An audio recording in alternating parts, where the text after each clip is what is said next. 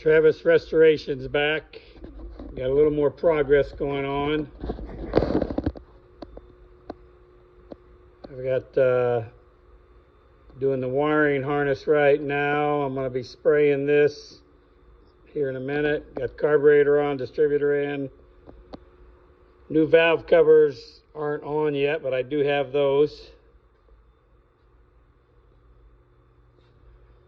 And then I started taking my window apart. I'm going to get the new brackets and get that back together. Steering wheel's in. Switches are in. And once again, we got a harness. Got the fuse box.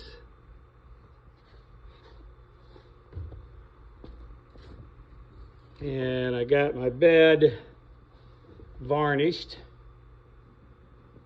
I just need to put some trim around the back, trim around the front here.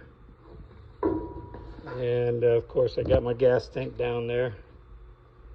That's going to go right in the middle. And yeah, so it's coming along.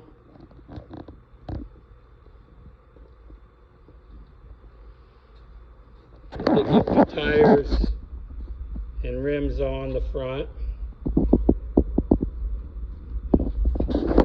Little narrow things. So I'll keep you updated. Thanks for watching.